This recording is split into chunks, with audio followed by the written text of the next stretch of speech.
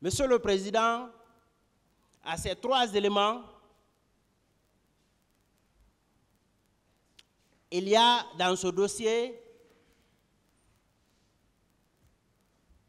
la preuve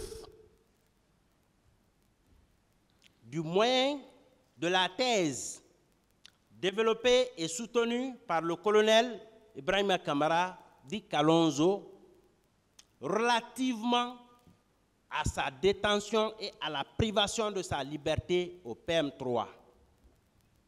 Cette preuve a été rapportée. Vous vous rappellerez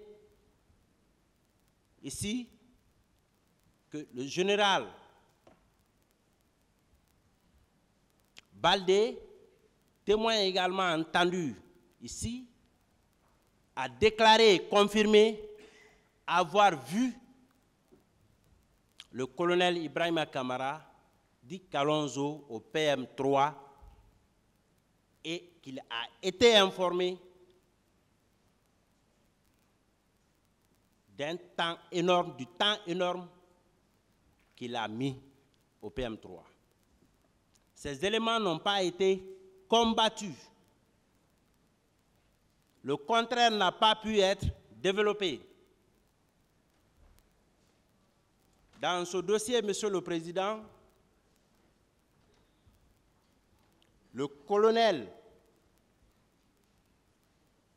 Tamba Gabriel Diawara a comparu. Il a déclaré et confirmé effectivement avoir vu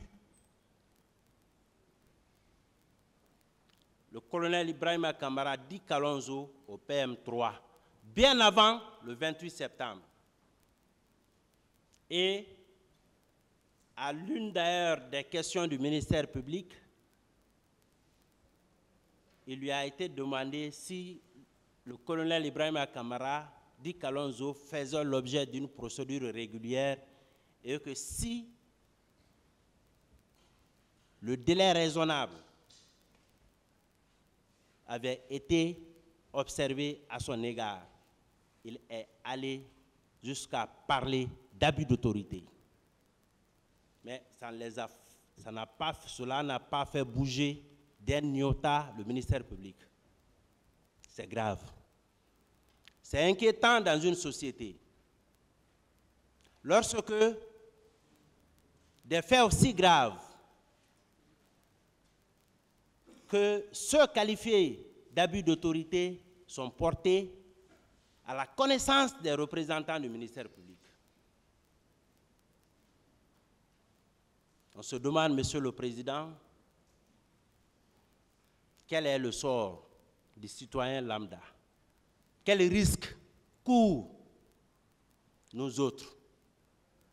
Et d'ailleurs, ceux qui n'ont pas la chance d'être dans certains milieux. Monsieur le Président, ce dossier est certes un dossier comme tout autre, mais ce dossier a la particularité, il faut que je vous le dise, et de façon péremptoire, que ce dossier est aussi le dossier de la justice guinéenne. Le tribunal criminel de Dixine a la charge. Les magistrats formant ce tribunal aujourd'hui ont la lourde responsabilité de trancher et de se prononcer sur un dossier à travers lequel également, Monsieur le Président, distingués assesseurs, la justice guinéenne sera jugée.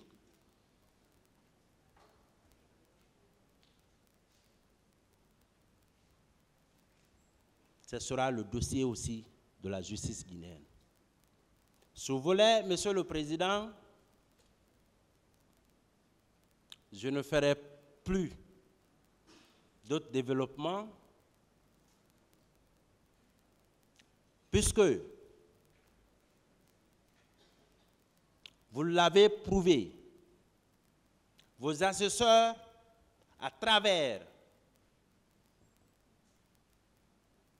l'attention particulière, constante et soutenue que vous avez accordée à tout ce qui se disait et qui se dit maintenant dans cette procédure, Monsieur le Président,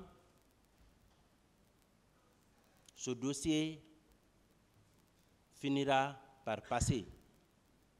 Et demain après-demain, certainement, ou des jours à venir, puisque vous avez déjà connu cette affaire, vous serez encore soit derrière vos différents postes téléviseurs ou ordinateurs en train de regarder ce procès-là en appel. Mais ayez simplement à l'esprit, lorsque vous serez dans le secret de la délibération, une seule chose. Est-ce que, au regard des éléments versés au dossier de la procédure, des éléments apportés au cours des débats et contradictoirement discutés par devant vous, est-ce que ces éléments sont suffisants pour asseoir la culpabilité de façon générale des accusés et particulièrement du colonel Ibrahima Kamara dit Kalonzo. Ce souci constant, nous le connaissons, mais nous vous connaissant également, nous savons que ce souci-là sera très bientôt un lointain souvenir.